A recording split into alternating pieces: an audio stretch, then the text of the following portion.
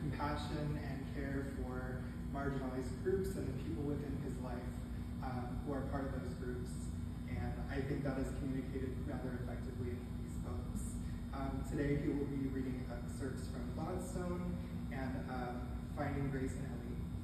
So without further ado, please welcome Ken Lockwood.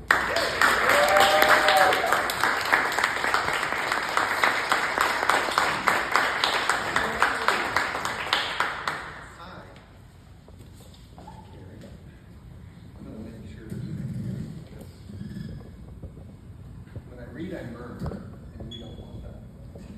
I want you to hear it, but I don't want to not murmur. Okay, how's this? Can you hear me here? Yeah. Okay. I love this. Thank you for being here. I know you had a choice, like the airlines say, I know you had a choice with what you did on your Sunday afternoon, and I appreciate you spending part of your Sunday afternoon with us. None of this would have happened had I not been accepted into the Artist Inc. cohort 2 years ago almost, a year and a half ago, something like that Mina runs and Kristen Beal runs. And Angie already knew this, but what I learned was that all of art is connected. I said to myself, I'm a writer, so I don't know anything about visual art. I don't know anything about poetry. I don't know anything about sculpture. But I got with this group of people, and a lot of you are from that same cohort group that we learned. And we're all just trying to make beautiful stuff. And we're all just trying to make the world a little better place. So thank you for coming. I'm going to read a long section from Finding Grace in Ellie, which is my most recent self-published book. And then I might wander back to Gladstone and tell you a few things. And then I have a couple journal entries that I'm going to have to tell you about. But I'll read the first long bit, and then Lindsay's going to come up and tell you about the art for the book. Okay. So this is the opening to Finding Grace in Ellie.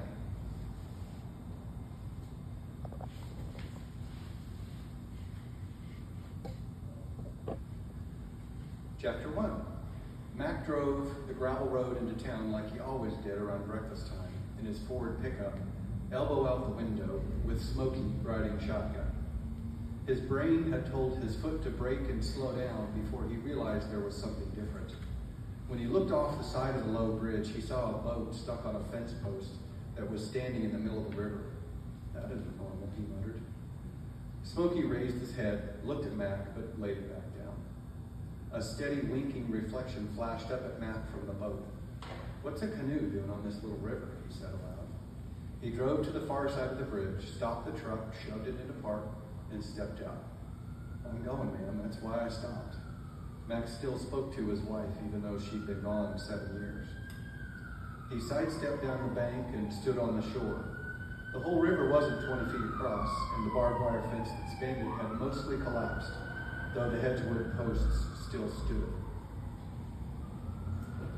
Hello, come in. Hey. We just started reading.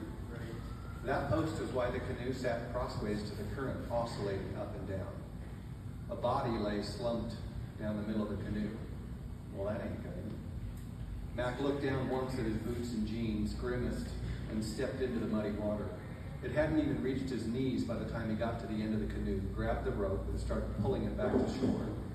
He scuffled a few feet upstream to an otter slide he could use to pull the canoe, which slid easily up and onto the bank. Well, hello there. Come in. We just started reading. I guess this is the word we. As he jerked the rope to get the canoe all the way out of the water, the body, a teenage girl, raised her head and looked right at him. He dropped the rope in surprise, and the canoe started to slide back into the river. Help me, she said. Her voice was scratchy and hoarse. She didn't scream or even speak loudly. I'm doing just that, man. Hang on a second, I'll get this stable. We can get up to the road and call for some help. Please, no, don't call anyone. As he finished settling the canoe on the wild grass along the creek, he stood up and looked at her. Why in the world don't you think you need help here? He asked. Gently, though, to a spooked animal. Just, could you help me out of here, please? I could use your help, just not a bunch of other people's. Mac put his arm around her waist carefully and walked her up the bank into the truck. A memory of a three-legged race at the fair flashed through his mind. She smelled bad, sick with something, but also dirty hair and morning breath. He helped her climb into the cab, murmuring, "Move over," to Smokey, and then, "Here's your seatbelt," to her. The girl's head slumped sideways against the window while Smokey laid his head on her leg. She glanced down at the dog, patted his head, shut her eyes. Mac reversed off the bridge until he got to a field entrance, turned around, and drove back to his farmhouse. He couldn't understand why she didn't want anyone else to know about her predicament, but until she could explain better, he'd follow her wishes. He pulled around back of the house like he usually did, putting the truck in the ruts under the hackberry, out of sight for the main rows. "You come on inside now," he said. "We'll get you settled and see what's what." She nodded, but still hadn't spoken since the creek. Max slow walked her into the front room and onto the divan. He'd taken the plastic off it a year or two ago, arguing with his wife's ghost all the while. He regretted taking it off now since this girl was dirty and smelly, and he didn't have one bit of knowledge about cleaning upholstery. Another problem for every day. The girl laid her head on the embroidered pillow, her feet still on the floor. She didn't have shoes, just dirty feet. He gently lifted them and put them on the divan. She could easily lay flat like that. Couldn't be much more than 5 feet tall, that one, he mused. "Would you like something to eat or drink?" She didn't answer because she'd fallen asleep. Mac left her alone. He sat across the room, watching, thinking. After a time, Mac got hungry enough. He never did get any breakfast from the aborted trip to the cafe. Then he put linked sausages in the cast iron, toasted some bread, sliced tomatoes, found cheese in the fridge. He made 2 plates and carried them to the coffee table in front of the divan, tapped her on the shoulder, nodded to the plate when she opened her eyes. When she had eaten, the girl looked down at her feet, her dress, flicked her hair. "Could I wash, please? Then I owe you an explanation," she said. "Of course. Let me get the room set up for you." He laid out a couple of his wife's dresses, plus her gardening slacks and a shirt, not sure. It didn't pang in his heart like he thought it would when he opened the dresser. He wondered at that, but not for long. Mac showed her the bathroom, towels, soaps. He then busied himself outside for a good 15 minutes, checking the livestock in the pen near the barn and thinking about what he had planned before he found the girl and how he needed to just be flexible. He could see the kitchen from the farmyard, and when he saw a shadow cross the window, he headed back inside. He found her putting the teapot on the stove, lighting the burner with a match. She didn't say anything when he came in, but looked at him questioningly. "Mugs are up there in the cupboard to the right of the sink. Tea bags are maybe in the pantry with the curtain. I don't really drink tea, but I'm pretty sure my wife kept some around for visitors. Behind you," he motioned with his chin. "Thank you," she said so softly he could barely hear her. After she'd made a mug of tea and offered him some, which he demurred, the girl set the mug on the table, stepped to a chair, pulled it back, and sat down. He took the chair across the table from her, turning sideways so he could stretch his legs out. Steam coiled upwards towards the sink from the tea. "My name is Dee Dee.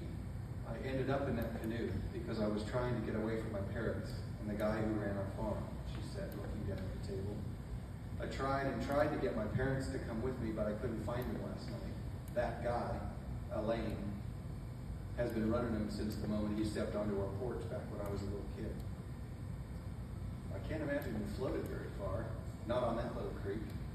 Max scratched his seed cap off his head and laid it down on the table. The appliance yellow flower pattern of the tablecloth clashed with the green of the cap.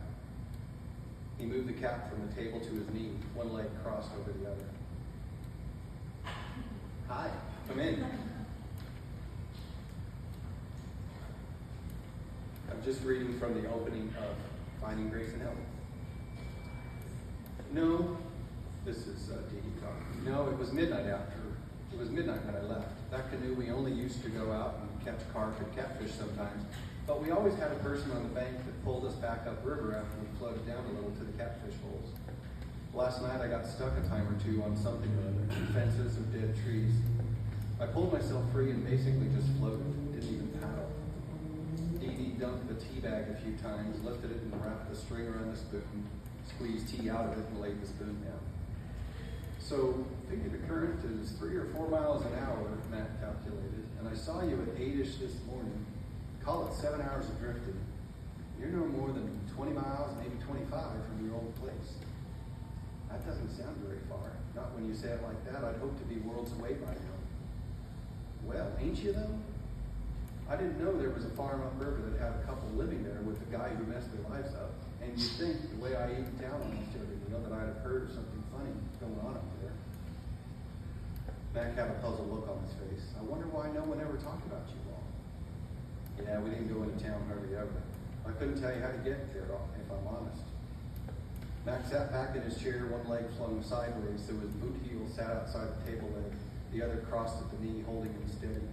He rubbed his leg and grimaced. Your leg hurt? She asked with a hesitant smile. Well, I'll tell you, this one hadn't been right since I took a hoof a few years ago. That cow was mighty pissed off I was asking her to come into the barn and have a calf. She was determined to go way out in the pasture, kick me when I got too close. It flares up when I crawl around the rivers, he chuckled. Dee Dee's face filled with pity and mirth and joy and sadness and gratitude, all washing over it at once, changing like the shadows in the sun shower. She put her hand palm down on the table and extended it toward him, not touching but reaching out. Thanks for getting me. I was about done in down there. Mac paused with a moment, recognizing her profound emotion. Glad to do it, he said. No other way to handle that, I guess. Could I ask a few questions? Dee Dee said after almost a full minute of silence. Of course. Number one, could I stay here a few days until I feel better and until I get my bearings? Of course you can. I've got 2 other bedrooms and you can take your pick. My wife is gone, but she always kept a good supply of linens and stuff. I'm not too whippy at all that, but if you don't mind helping me out, I'll go get a bedroom and a bathroom set up for you. The least I could do is to help you have me, she smiled. Question 2, he said. Well, this one's tougher for sure. Number 2 is, her eyes filled with tears, she looked out the big front window, wrapped her arms around herself. She added, this is a 2-parter, I guess. Mac Tillman just sat still, kept his face open, and squared his face on her face, squared his gaze on her face. Tried to radiate calm, like when you don't want to startle a doe with her fawns walking by.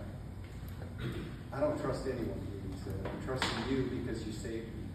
But if you try and call anyone who's in charge of anything, I'll be gone. Don't know where, and that's no threat. How could it be? It's just the way it's got to be. She continued after a long pause. I had twin babies.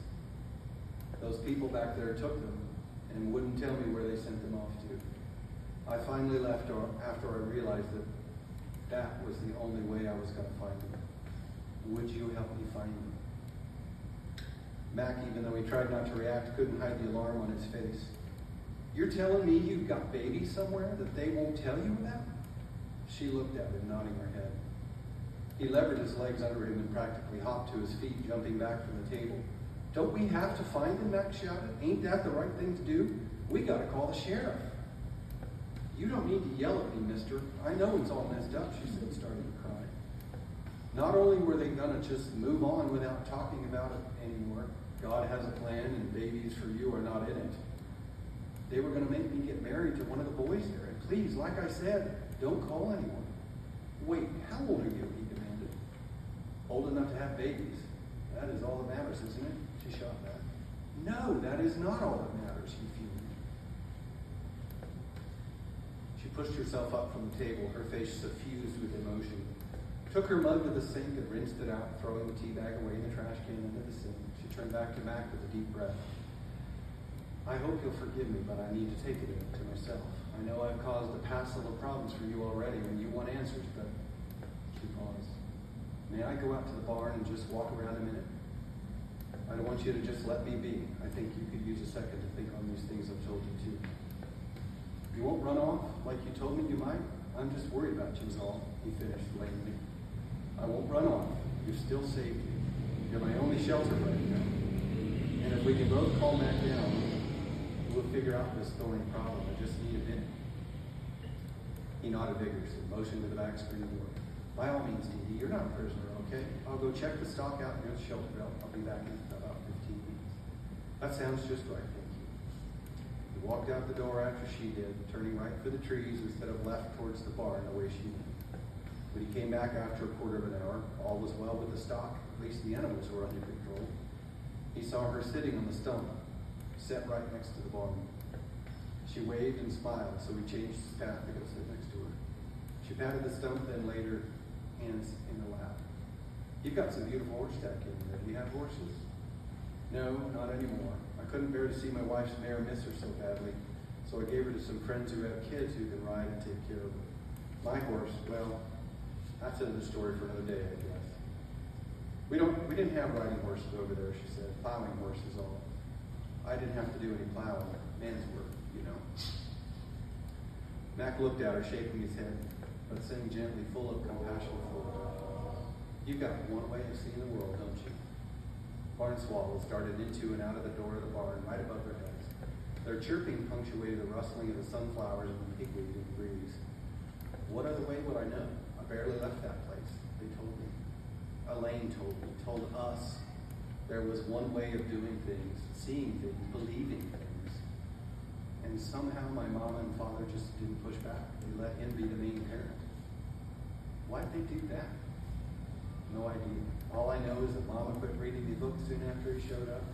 I learned to read and all that, but those picture books and books about people out in the real world, locked up somewhere in one of the rooms that wasn't allowed in. Dee Dee pantomimed shutting the door, unlocking it, and throwing away the key.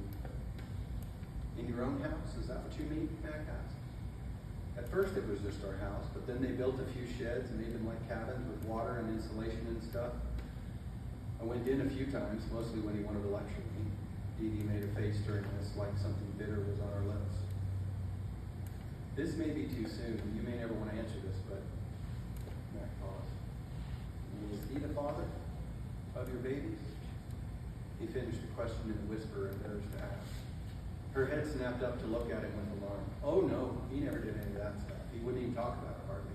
That's the one thing he left to my mother. Well, and to my other mother. His wife or partner, whatever you called her. So, how did you come to have babies? Mac was uncomfortable asking, and he could tell she was almost as uncomfortable talking about it. Nevertheless, he wanted that piece of the puzzle revealed. Yeah, that was travel. We loved each other. No one told us not to, and Mama never did tell me all about prevention, so I got pregnant. Mac leaned back against the red barn wood and looked up at the sky, interrupted by a barn swallow now and then. Tipped his chin toward the creek just visible in the distance. Trout, huh? She laughed. A fish name, right? That's what I said to him the first time I met him, and guess what his brother's name was? Mac smiled. Carp? Catfish? Gar? Dee Dee laughed. For a brief moment, she was a girl again, unbowed by all this heavy stuff. His brother's name is Pike. Mac sat forward, smiling and chuckling like a rustic engine, decided his young mother deserved his best effort to gather the tattered pieces of her life back into one basket. It's what his jewels would have insisted on doing. You basically started with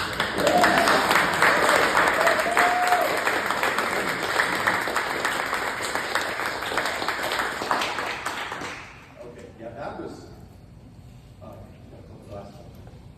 16 solid pages. You are welcome, but you got a good start. I would love for you to hear from the artist who did the cover art. Her name is Lindsay Kernodle. She's here. She's going to just come up and talk about her, whatever you want to talk about for as long as you want to talk about. Welcome, Lindsay, to the...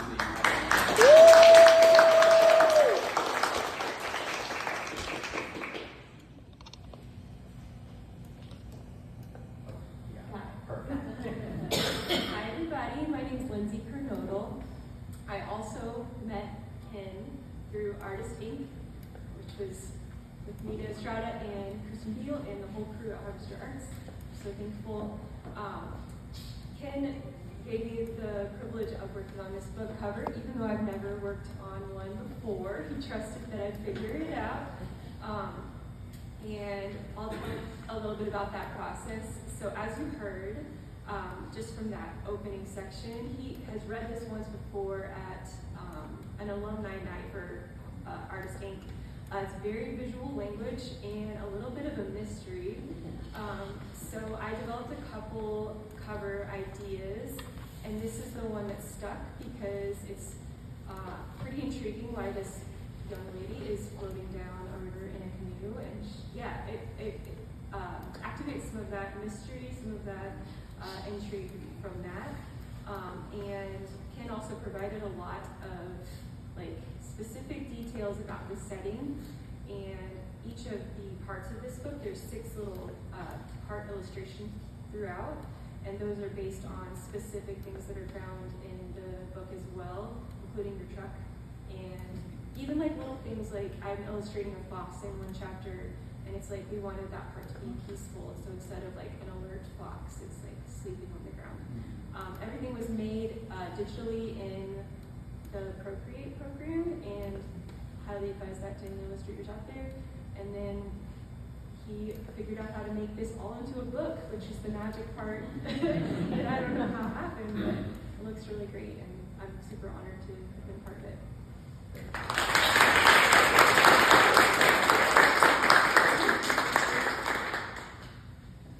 Yeah, so she says the mystery is the writing. That part I was able to do. The mystery is the art. I can't. So I was super grateful. And she's about to be famous. She won't tell you this, but she is doing the mural for the new transit station in town, right? It's half a block long. So that's going to be her, or 2 blocks, something. So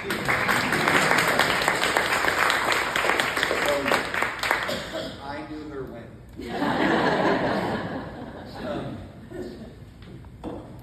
Let me just tell you, I have had some of my readers, and I have readers, and Artist A plus B in the back, Amy and Beth, hello.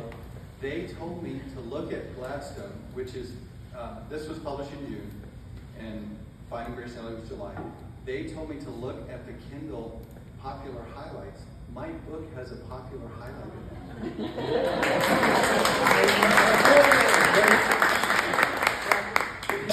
Stephen King, there's 10,000 popular. But hey, even he started with the first one, so that's pretty exciting. Let me answer before you ask. Are these books related? They're not. But I was sitting out on the patio with the fire in the chimney the other day, and I said to myself, you know what? Have you? They might be related. Let me find this little bit. I'll read it to you. I'm just going to read all day. We're leaving at 7. Dinner will be here at 6. The other day, I consider that all the novels end up in the same place.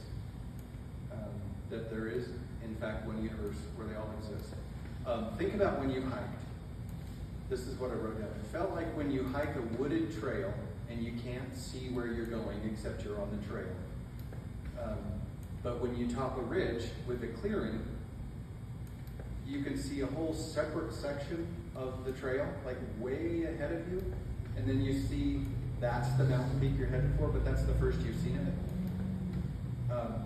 That's what happened to me about these stories, because it's obvious that I have this soft spot for people who are hurting or unsafe or marginalized or in need of shelter or protection, those people who are in peril. I can't look at my mom. And so these characters show up and need rescue, right? And so these other characters show up and sometimes do rescue and sometimes make it worse. But I think they're all going to end up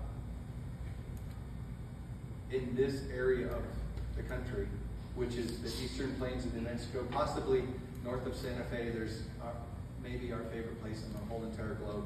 And we haven't been to every place in the globe, but you pick your favorites. It's called Ghost Ranch, and it's a thin place where you just feel a spiritual connection. And I think, I can't see the whole trail of all these books, but I think they're all going to end up there, and they're going to take care of each other. The cast out and the unsafe are going to be a little bit safer together. So I'm excited that means I have a lot of work to do, because these books tend to end, and then it's like, okay, what happens next? Well, I haven't read that part yet. Do you have questions? Or should I read a little bit more? How long did it take? How long? Say that again. How long? You read? This book, I had a dream, I think in 2018 or 2019. And I woke up and wrote 3 lines down. And the only line, I remember the bad guy's name is Elaine. I'll read you something about him. And then the other line was faintly surprised by fame. Because originally Dee Dee did not understand why anybody cared about her story. Because she was raised to not care about, to not have any notoriety, to be humble and all that stuff. So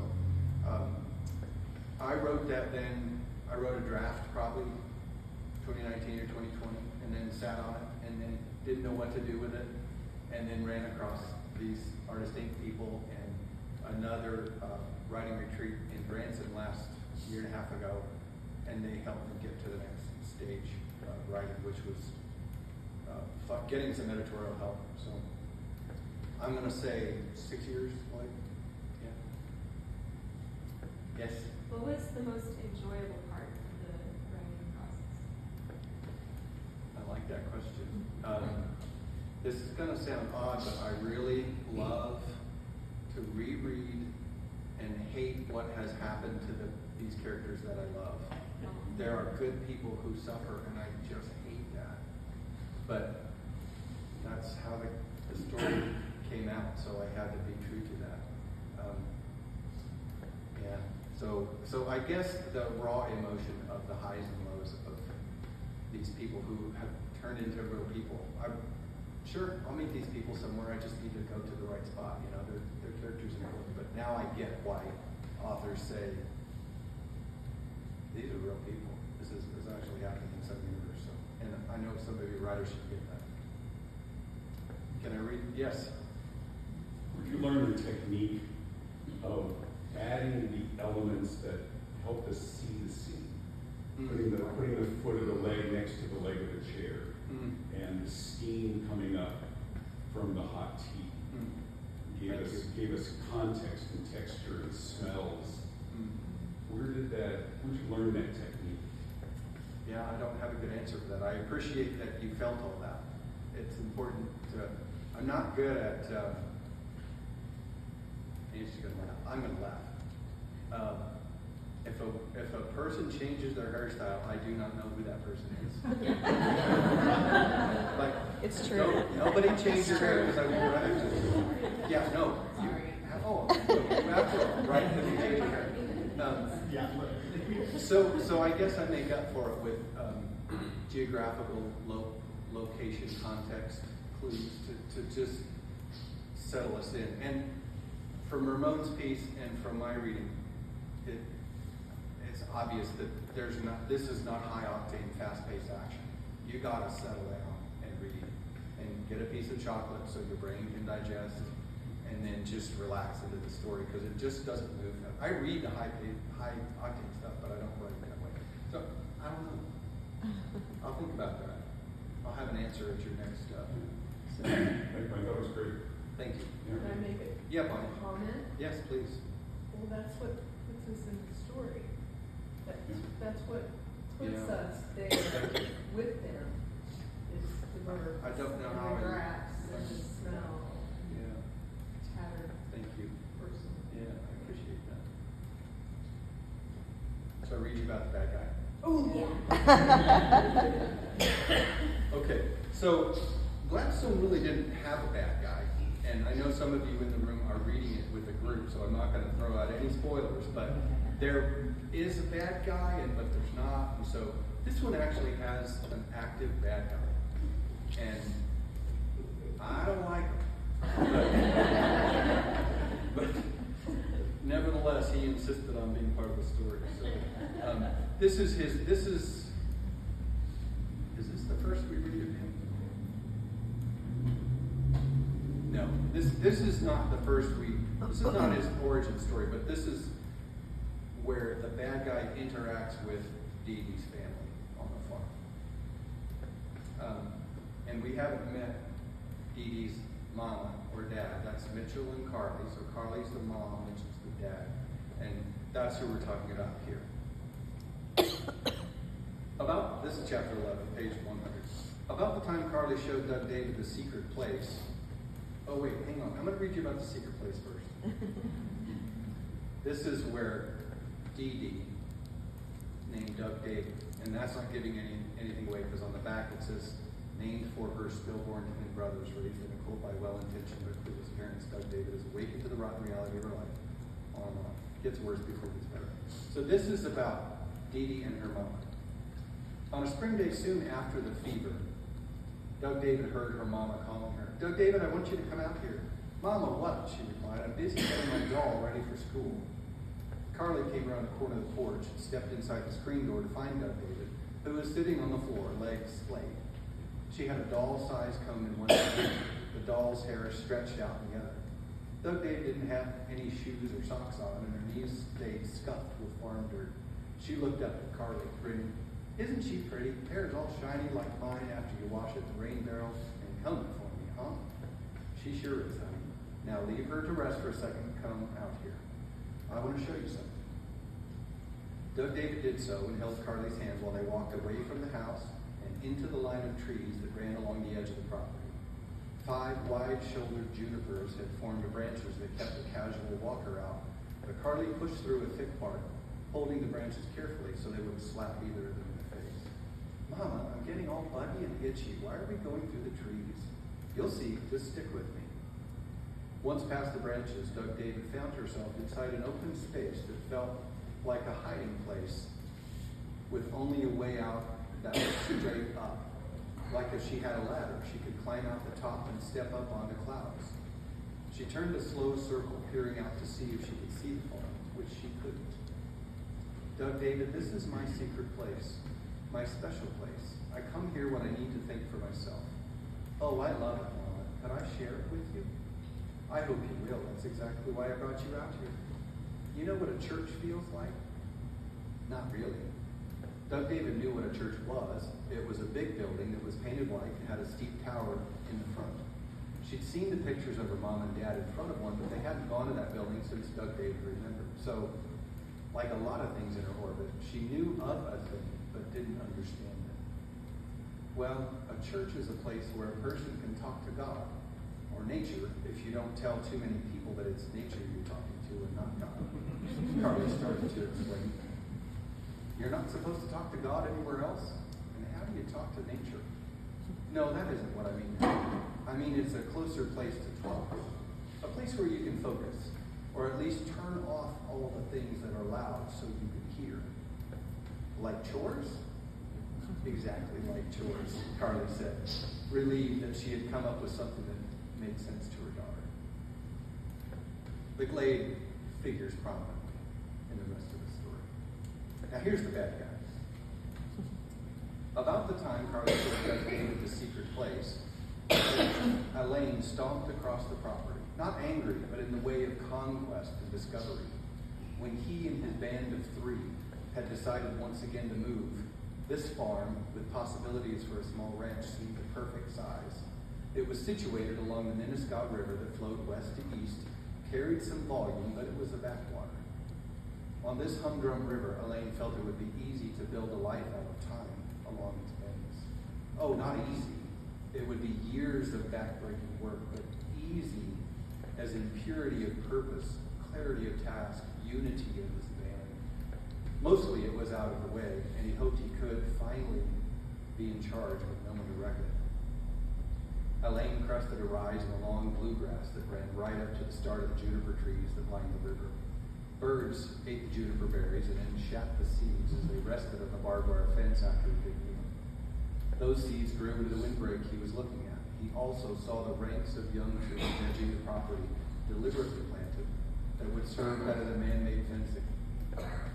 Perfect to keep prying, unclean, mistrustful eyes from watching our evolution, Elaine said aloud to himself. He spread his legs wide and planted his fists on his waist, turning his bearded face to the sun, then softened his face with a smile. Yes, this will do. This is where I will make my stand. I will praise your name with a cairn of stones, just like your people did in the Old Testament. Here I raise my Ebenezer. The reality that another couple lived there already didn't bother him. The anticipation of winning them over by the end of the day and his convincing them to extend an invitation to live with them on the property widened his smile. He flexed his stomach muscles, clenched his fists, shook them at the sky in triumph. Everything he saw was his.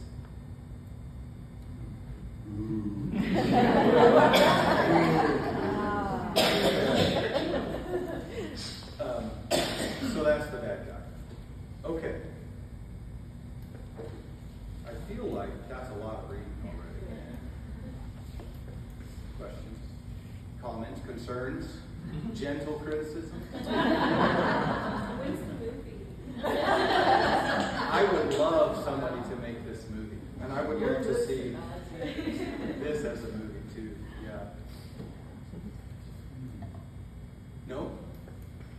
Okay. Who are the people in your mind that you have to play the roles? I haven't thought of I'm that. going to put you on the spot right now. Okay. For the bad guy, for Dee Dee, for her parents, the guy in the truck. You know who would kill the bad guy is, what's the guy's nephew who wrote Mosquito Coast? Thoreau. Justin Thoreau? Justin? Oh, They redid Mosquito Coast. He is so good at being malevolent. He would be a killer. And he got that beardy, bad, crunchy look. Gosh, I don't know, Dave. We should workshop that. Yeah, I'm in. Let's do it. Well, I picture her as Rose from Ozark. That's what I was. Yeah, there you Oh. Okay. Can we just farm that out? One more thing I don't know how to do, but it needs to happen. I saw a question in the back. We keep out of the classes. Yes, sir. Did any of your family history, or did you include any elements of anything to do with your own family? Did any of that enter into the book? That's an excellent question. Thank you, ma'am. So Mitchell and Carly raised Dee Dee in a perfect setting before the bad guy shows up, and she gets a fever. And the people who save her from being sick from the fever are my great grandma and grandpa, Art and Katie Cafeller. And they rent the property from Art Cafeller. It's a cute little scene. That's, I think, who we mean, right? Yeah. Did you- But he literally used their real names. Like, Yeah, I use their names. Yeah, it's kind of neat. Also, let me just say this about that. My friend Carrie is here. There is a person in the book named Carrie who's an amazing, brilliant social worker who saves people, and the resemblance to my friend Carrie is entirely coincidental. There's no, that's just for the lawyers. We had several good email conversations about what should and shouldn't take place, and anything I messed up is my fault, not you. Okay. That's this book. Caroline Scott is here. I want to just tell you about the next book. She was a student. I taught for one total semester. It was awesome. Amazing. Thank you. And I get why how many of you are teachers or have been teachers? Yeah, about half, right? And you get why you just love those little kids who grow into amazing, tremendous people, right? Anybody who's, and so that one semester, there's a messaging app that the school uses, and everybody had to register with their names. And so Caroline Scott put her name in, and I accepted Caroline Scott into the school remind group because you had to say, well, tomorrow is page 27 is due or whatever, right? Well, this name shows up, Chance Rygard. Nobody knew who that was. Made up name. And even the kid who entered the name didn't know he entered the name that way. But somehow that name stuck in my head, so I wrote a whole book about this kid. And, some of the the students are an amalgam of all of you. Nobody is directly in the book. And none of the teachers who are in the book are teachers who are in the school. It's entirely coincidental. But some of the teachers might remind you of some of the book teachers. Well, some of the book teachers might remind you of some of the real teachers. Let me just read a page or two of that, and then we'll shut down for the day. Okay? Yeah? Okay. Yeah. You have energy for that? If you're wiped out, just put your chin down and rest. It's Sunday. Okay. I was going to read you the opening, but I think we're going to just roll straight to the bit about the school. Yeah. Okay, so this kid's name is Chance, right? He sat in Burkhart's science class wondering if the clock would ever advance to lunchtime. He couldn't imagine a scenario where he would need to convert temperature into Kelvin and back into Celsius. Rygard, you have an answer? Huh? Hello, John. Rygard, you have an answer? Huh? You have an answer, or have I just been producing carbon dioxide for the last 5 minutes? I guess I don't. I don't understand it, can't figure it out. You waited until now to say something? I ain't going to interrupt, Chance said. Sorry. Doesn't help you get a passing grade. You can keep your F if you want, but if you don't, you need to speak up. The bell rang. Chance shuffled past the teacher who just looked at him, turning his head to keep up with him. See if he was brave enough to make eye contact. Try again tomorrow, Chance, said Burkhart. Chance went into his English class, taught by a woman who looked like a high school student herself. Same old books that the upperclassmen bitched about last year. Why in the world did he care about some story 70 years ago about a town in the South that was racist? Chance, do you know why Boo never came out of his house in the daytime? Huh? Have you done the reading during the beginning of class? You should have gone far enough to get to Boo Radley, did you? I guess I haven't gotten to her yet, Chance said. It's a he, and that makes me sad. Sorry, ma'am, I guess I need to try harder. Has anyone gotten to the Boo Radley part? Several hands went up. The smug girl, an A student, gave Chance the side eye. Chance sneered at her, slumped down at his desk, opened his book. His eyes glazed immediately. He closed them just for a second. His teacher, Ms. Ewers, knelt down next to Chance, who looked like he was asleep. She tapped a finger on his desk gently. Chance, what's going on? She murmured to him, low enough so only the closest kids could hear. He flipped his eyes open, turned his head to see that she was really close and in his face. He liked her, wondered what she just said. What did you say? He said as he sat up straighter. I asked you what was wrong. This isn't like you. I'm okay. It's a long story. Seems like you've quit trying altogether and you seem upset. Alarmed at the tears stinging the backs of his eyes, he flicked his hair off his face and cracked a grin.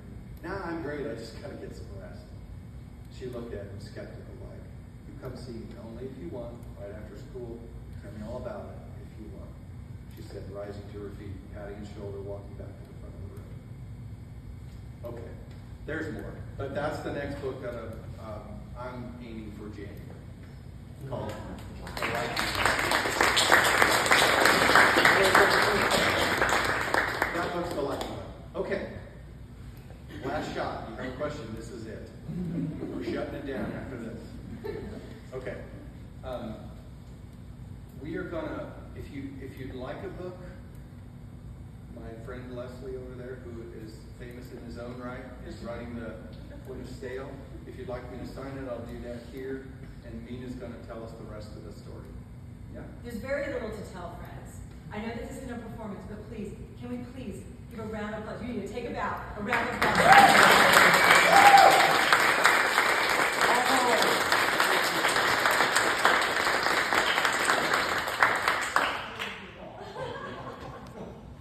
And I just want to say, I felt like we were doing a little commercial for Artist Inc., so I really appreciate it. Actually, earlier, everybody, we like to do things for artists in our community. Artist Inc. is one of the professional developments that we do annually, and there's so many Artist Inc. alum in the audience today, which was really, I sent a text to Kristen and Ellie, like, there's Artist Inc. go here. So thank you so much for being such a wonderful artist in our community, to be a supporter, to be an inspiration, and to be willing to invite the world into your space, to talk about your work and share your work. It's really meaningful, and we're so grateful. And so friends, it's over, but it's not over, right? We're going to be here for a little bit. I don't even know what time it is, but we've got some time. You'll know when I'm kicking you out. But please stay. you want to come get a beverage, please do. Also, we have a lot to talk about in terms of casting for the movies. So I don't think leaving anytime soon. Yeah, I mean, seriously, don't mess around. This is perfect for cinema. So we'll start with that, but make sure to mix and mingle with each other. Meet some of Ken's friends. I mean, you're all